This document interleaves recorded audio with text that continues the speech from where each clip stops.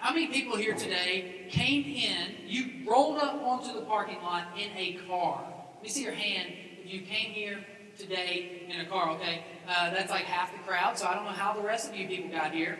But most of us got here in a car. Now, something special happens in cars, okay? Especially with adults, even with teenagers. When we get in cars, there's this feeling that is safe. It's a safe zone. It's an adult bubble where I can do whatever I want in my car and it does not matter. I can do anything in my car. Nobody's watching me. I can do whatever I want in my car because it's a safe zone. It is my bubble. It is my place. It is where I hang out. It's where I listen to my music. In your car, you will sing at the top of your lungs. Like nobody else can hear you, right? Anybody some car singers in the house today? Listen, when we go on road trips, I get my playlist downloaded and I kill it, guys. I am the best singer in a car you have ever met, okay? And we're rolling down the road and we got some Justin Timberlake on and I'm like, say something, or whatever is going on with that. And I'm a great singer. Maybe your deal is you're driving down the road and you're not a singer. Maybe you're what we call a talker to yourselfer. That's what we call it. Where you talk to yourself and you're just hanging out in the car. This actually happened to Sarah and I not too long ago. We were driving down the road. Sarah was in the passenger seat. Cash was in the back seat. And I'm just sitting there talking to myself. And Sarah looks over at me and she's like, yes? What did you say? And I was like, oh, nothing. I was just talking to myself. I was just, talking out loud. And she's like, that's what we call a weirdo, okay? Do not do that, Austin. That's weird. And I'm like, I'm in my car. It's safe. It's okay. I can do this kind of thing. In fact, there are many things that you will do in your car that you would never do in line at Kroger. Now, in line at Walmart, maybe. But at Kroger, you're a little more sophisticated, okay? At Walmart, you let it, do whatever. But at Kroger, you're a little bit sophisticated. So at Kroger, here's what you might do if you smell something. All right, you're in line and you smell something, and it's not just like some fruit. You smell something, you're like, man, somebody don't smell good, right? And the first thing that I do is I'm just like, I hope it's not me. And so here's what you do in line at Kroger. You get all slick with it. You're like, you laugh because you did it yesterday, okay? Like, you're just like, real quick, or you're rubbing you're swiping the sweat from your brow or whatever to get that quick smell. When you're in your car, you're just like getting it, man. I got to make sure it's me, right? In your car, because you're safe in your car. When you're in line at Kroger, you will, if you feel there's something in your little nostril area, you may pull a little quick one, right? Where you're just like, and you can't ever stop with just the nose, right? You have to move your hand from your nose to something else. You're just like wiping boogers in your hair or whatever. But it's just something real quick. When you're in your car, that's a safe zone. You're just scratching your brain, man. Ain't nobody watching. This is my adult bubble, and I can do what I want in my car. The problem with this, and I feel this way. I mean, I feel safe in my car. I may have scratched my brain a time or two. But the problem with that is that our cars are just big glass boxes on wheels.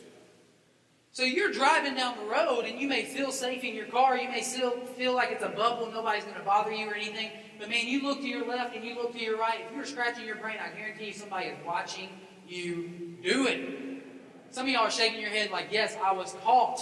Okay? If you've ever been caught in the act, that is one of the most embarrassing moments of your entire existence.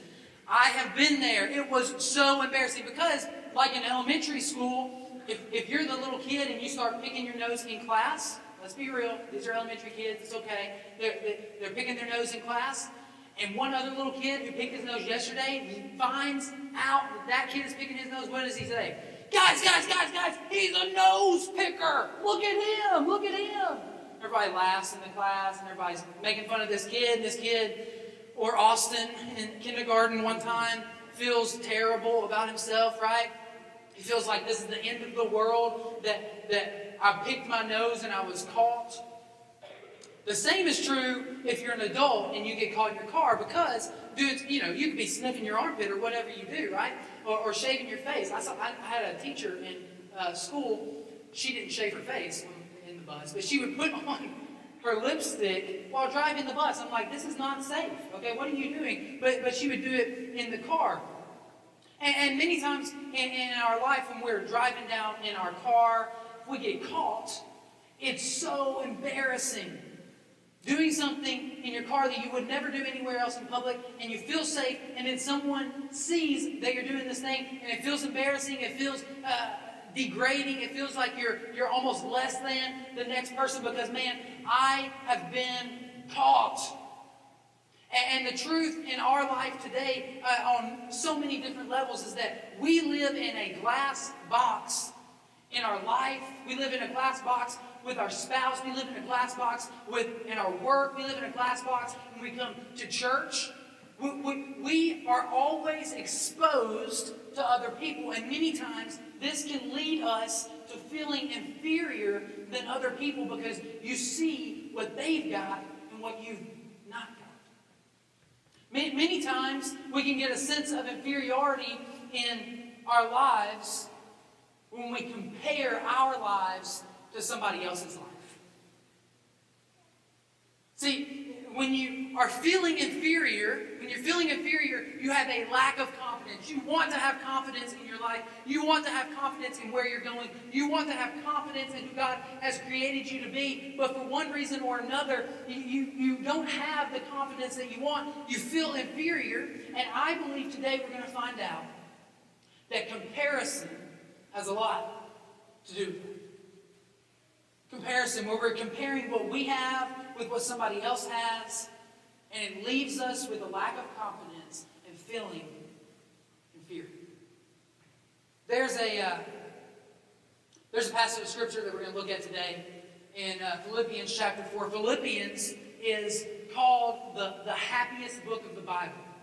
Happiest book of the Bible. The keys to happiness are found in the book of Philippians. Now, here's the background of the book of Philippians. The guy who's writing this, his name is Paul. Okay? And Paul had been beaten up. He'd been persecuted. He'd been dragged through the streets. He'd been whipped and just his body torn to pieces. He'd been left for dead. He'd been shipwrecked. And now he's thrown into prison. And Paul is sitting in the deepest, darkest place of this prison. And Paul is writing the happiest book in the Bible.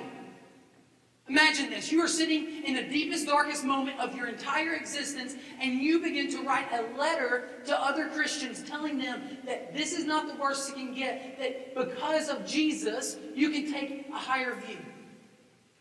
And Paul writes this passage of Scripture to us, and to the Christians in Philippi. And Paul here, if anybody, get this, if anybody could feel inferior, if anybody had a reason to feel less than, if anybody had a reason to feel put down or beaten up, it was Paul in this moment. Not years behind, not in the future. Paul, in the moment that he's writing this passage of Scripture, is going through some stuff.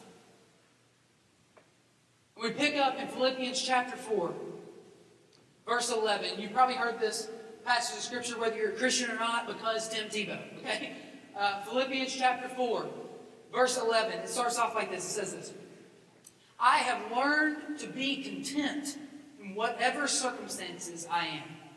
I know how to get along with humble means, and I also know how to live in prosperity. In any and every circumstance, I have learned the secret. I have learned the secret of being filled and going hungry, both of having abundance and suffering need. Verse 13. So many of us know that I can do all things. I can do all things. I can do all things through Him who strengthens me. I can do all things through Him who strengthens me.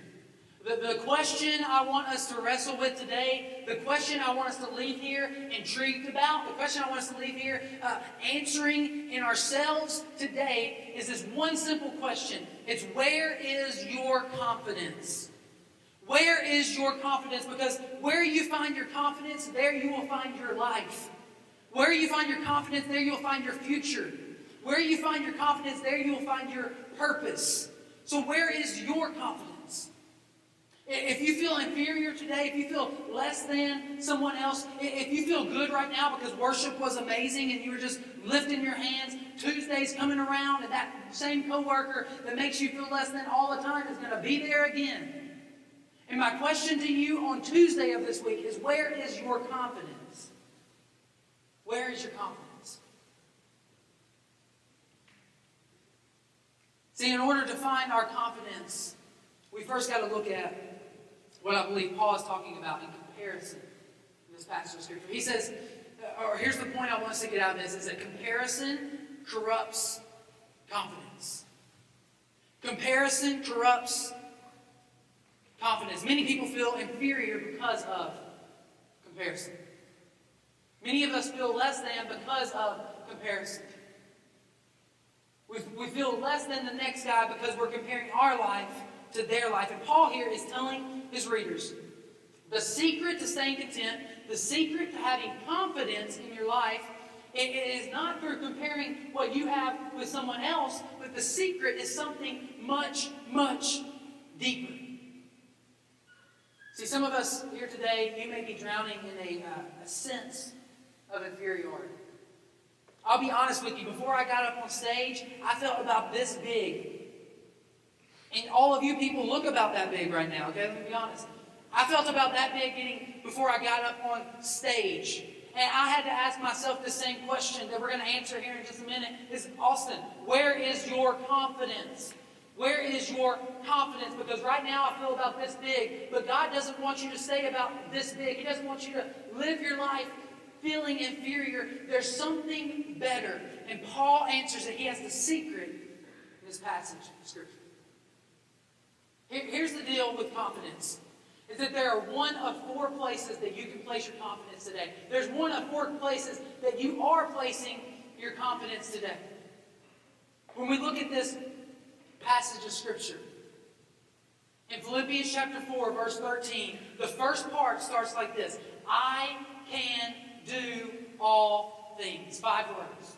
I can do all things. Many of us stop on Philippians chapter 4, verse 13, and I can do all things. We don't continue. For all practical purposes, you may say, man, it's through Him that it gives me strength. It's through God that I survive. It's through God. He gives me the breath to wake up in the morning. You can have all the cliches, and you can have all the right prayers, and you can have all the right things, but practically, many of us live our lives, I can do all things. And we stop right there. And there's one of four ways that you can say, I can do all things. I can do all things. I can do all things. And all you're saying when you say, I can do all things, is you're placing your confidence in one of these four. You may be placing your confidence today in yourself. In yourself. A lot of us place our confidence in ourselves. That, man, I got this. I can do this. I can do all things. I've got it. No big deal. The problem, and you know this if you really think about it deep down, the problem with putting your confidence in yourself is that you know yourself. You know yourself. You know that you will eventually let yourself down. I can do all things. And here's what we do when we say I can do all things. We take the 5 words, I can do all things, and we place it and we grip whatever it is we're placing our confidence in. Now, this is a 25-pound weight. 25-pound weight. I mean, I could do like 1,000 of this, okay? I'm like super buff, okay? But I could hold on to this for a long time. And I could say, I can do all things. I can do all things in me. I can do it. I can hold on to it. I got this. So you're going to say, you're going to put your confidence in one of four things. First, in self. Second is in others. I can do all things through them. I can do all things through the government. I can do all things through my family. I can do all things through that inheritance. I can do all things through what they say about me on Facebook. I can do all things through what they're gossiping about me. I can do all things through what they say about me. The problem with that is that other people will let you down. You know how you know this inherently? You are an other person to other people. And you know that you let people down. Not that you want to let people down. I don't want to let people down. I don't want to let my wife down. I don't want to let Cash down. But you know what I will do in my life? I will let them down.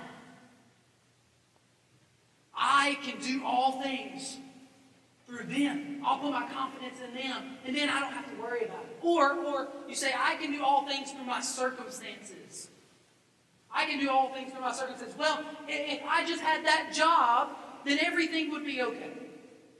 Well, if I just had their education, then everything would be okay. Well, if I just had that thing happen in my life, then everything would be okay. The problem with that one is even simpler. It's great to put your confidence that I can do all things and hold on to the circumstances in your life when your circumstances are amazing. When you get the pay raise and you just got married and you're living life to the fullest, my, I can do all things through that. Oh, baby. I can do this for days with circumstances like that. But the problem is when the crap hits the fan and the family member dies and you lose the job and then you're left clinging on to something that cannot sustain you. And Paul is saying here, I can do all things, but don't stop there. Here's what we do many times is we say, I can do all things through me, through them, through my circumstances. And what ultimately begins to happen when we put our confidence in ourselves, others, or circumstances, we begin to compare all three. When you put your confidence in you, you start to compare what God is doing or isn't doing in your life, or what you are getting or what you are not getting with what other people are receiving. And that is a breeding ground for inferiority. You will never, ever feel good about your life as long as you are comparing with somebody else. Place your confidence in other people, you're going to start comparing other people's other people, right? Man, if I had their family, then I'd be good to go. If I had those parents and they would have raised me that way, I would have had a college education, and man, I'd be good to go right now. Start comparing that and you will never, ever get out of the rut of inferiority. Comparison will corrupt your confidence faster than anything. Start comparing your circumstances, and man, God is blessing their life. God is doing so many amazing things in their life. God is just doing all kinds of stuff in their life, and they're not even a good person. I come to church all the time. I throw some dollars into the little thing that passes by. I go to the black tent. I went to the red tent my first time here, and nothing is changing in my life. That's because you have your confidence in your circumstances. And Paul is saying, I can do all things through him who strengthens me. You've heard this before, but many of us, we compare our behind the scenes to everybody else's highlight. And as long as you live in this cycle of you're taking 400 pictures for Instagram, man, none of them turn out, so you didn't post it, and then you see somebody else's picture on Instagram or on Snapchat, knowing that it's their 401st picture that they posted, and knowing that they use every single Snapchat filter available to mankind, and you go back and you look at your 400 and you say, man, why can't I look like that? With the bunny ears and the weird nose. Snapchat filters. Because you're comparing your behind the scenes. See, nobody puts on social media, hey, my kid just tried to eat my dog's butt today. Nobody says that. I don't post that. My kid, there's a list of things I'm keeping up with, things that I never thought I would have to say before I became a parent. One of them was no cash, do not eat the dog's butt. I didn't post that on social media. You know what me and Sarah posted on social media? Cash running through like this. The most beautiful child known to mankind. He, perfect picture. But just before that, he had a blowout and just destroyed our carpet, right? We don't post that on social media. We don't post our behind the scenes. We post our highlight reel. And if you are comparing your behind the scenes to somebody else's highlight reel, you will live inferior lives. I will live a life that is inferior to the next guy if all I look at is that guy's highlight reel. And Paul is saying, I found the secret to being content. I have found the secret to happiness, and it's not found in comparison. So my question, again, is where is your confidence? Because where your confidence is, you're going to find comparison or lack of comparison. Where is your confidence? See, I believe that inferiority, another definition for inferiority besides feeling less than or feeling degraded, another definition of inferiority is simply finding your confidence, finding your worth in yourself, in others, or your circumstances. Those are three ingredients that feel inferior. Where's your confidence? This passage of Scripture, I'm going to read it one more time. I got to change it just a little bit. Philippians chapter 4, verse 11 through 13. Listen to what Paul is saying. I know how to get along. I know how to be content in whatever circumstance. I know how to get along with humble means. Or think about it this way. I know how to get along when nobody likes me. I know how to get along when nobody likes me or I feel less than. I also know how to live when I've got it all. And everyone is jealous of me. I know how to get along with humble means. I know how to live in prosperity in any and every circumstance. Paul isn't placing his confidence in his circumstance. I've learned the secret. I've learned the secret. The secret. I can do all things. 5 words. I can do all things. It takes all 5 of my fingers to hold this weight. I know it doesn't look hard, but my God, this is getting heavy. Randy, I'm about to have to call you up here, brother. I can do all things. You can place your confidence in one of the big 3. Yourself, others, or your circumstances. Or you can place your confidence in what Paul is saying. And it's right in the Scripture, and this is not going to be a surprise to you, but it's right in the Scripture that we need to start learning to place our confidence in God. See, many times, for all practical purposes, and I'm trying to be practical right now, is we say, I can do all things. I can do all things. And yeah, I believe it's through Him who strengthens me. I believe that it's through Him who strengthens me, but I don't live that way. And if you don't live that way, if you don't actively live out the faith that you believe, then you will constantly carry around the weight of what everyone else expects of you, what you expect of you, or how your circumstances are going well or they're not going well. Where is your confidence? And here's the secret that I think Paul is getting at. Here's the secret. If you read all of Philippians, this common theme runs throughout the entire book. This is the secret I think that Paul is getting at. The practical tip. It's not just preacher talk of, hey, put your confidence in God. Okay, well, what does that even mean? Okay, this is what that even means. This is the secret I think that Paul is getting at. Paul is saying to live with humility. If you read Philippians chapter 2, he talks all about humility with Jesus. To live with humility. See, confidence in God is humility. And many times we may think about humility and inferiority and think, man, inferiority is feeling less than or feeling degraded, and then humility is just feeling less than or degraded on purpose, right? No.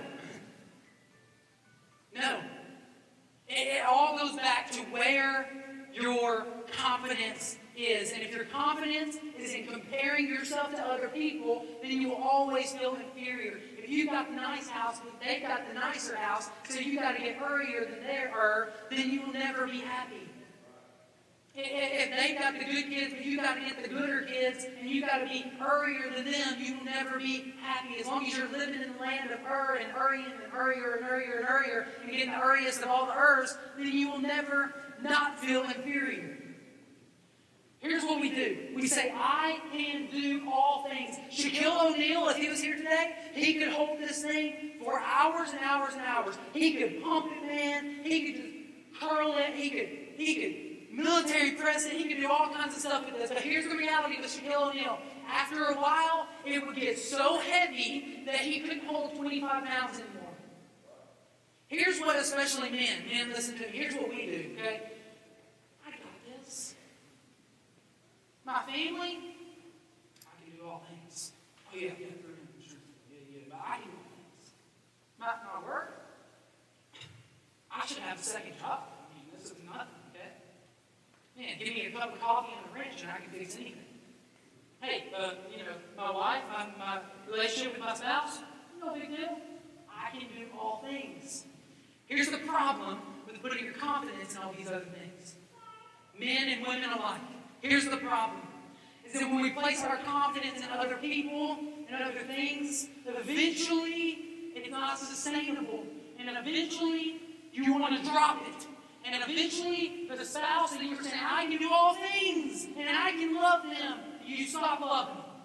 And then I can do all things. I can pay off all this debt. And then you stop paying because it's too heavy of a load. You're not strong enough on your own. That's why Paul didn't stop it at I can do all things. He stopped it at through him who strengthens me. See, the first 5 words, I can do all things, you grasp onto other stuff. But with the last 5 words, through him who strengthens me, we place our confidence and take it out of our hands, we open our hands, and we give it to God. Just like Pastor Ronnie was saying when he was up here, he said that some of you had tied onto a rope and you were holding on for dear life. Whatever circumstances are hitting you, you are holding on for dear life. But some of us, we're holding on to this and we are too tired to keep going. And you will either break your back holding on to it, or you will let go of it and let God handle the things in your life. See, where is your confidence? Where is my confidence? If our confidence is not in God, then it's not going to be sustainable. See, I want to answer one last question, and then I'm done.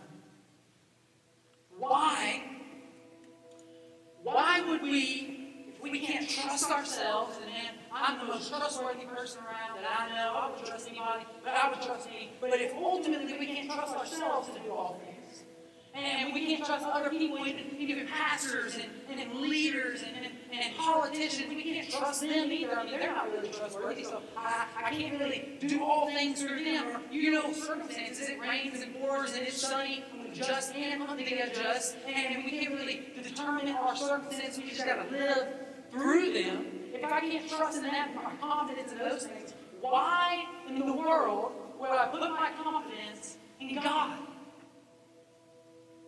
See, some of you may be thinking right now, man, there's so much evil in the world. Why would I trust a God that allows that? After this week, why would I trust a God that allows evil in this world?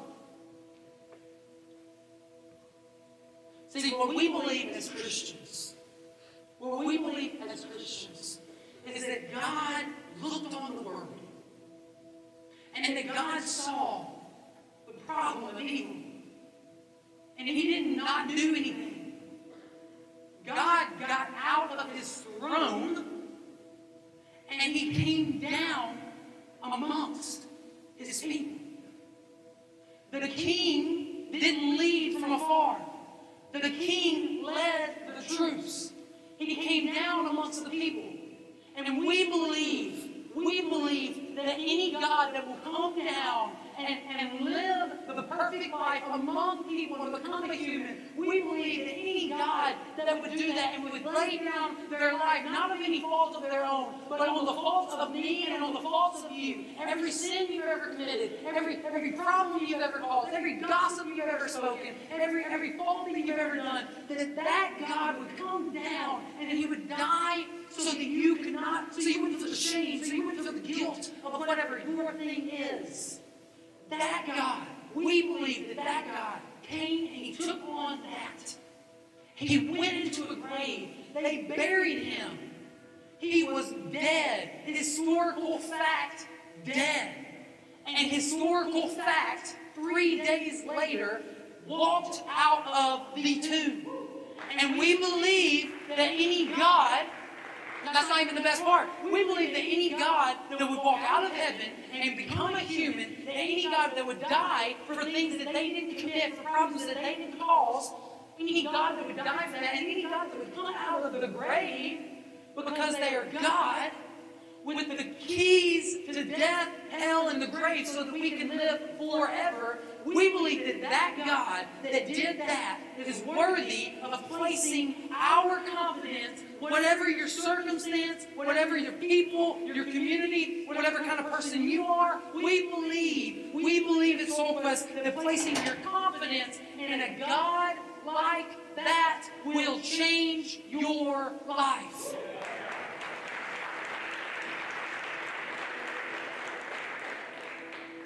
Your circumstances, as Christians, we know, your circumstances might not change. The people that affect you Monday through Friday that you work with might not change. But the one thing that will change when you meet Jesus is you. When you make a confidence shift from comparing your life to everyone else, from placing your trust and your hope in everything else, and you make the shift to placing your confidence in a God that loves you so much that He laid down His life and picked it back up. That is the dude that I want to roll with. That is the God that we worship. That is the God that we say, I can do all things through Him who strengthens me. That guy, his name is Jesus. Pray. Bow your heads. Close your eyes.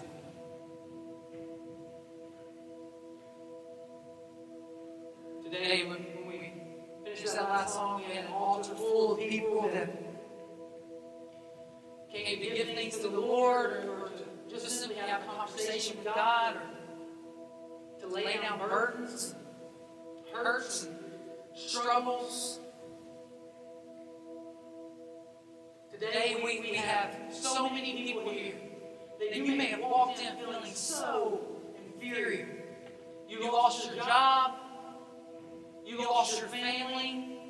You've got that guy that won't leave you alone, and you feel inferior and less than everybody else. And today, I want to encourage you and tell you that because of Jesus, you don't have to live inferior. Because of Jesus, you have confidence.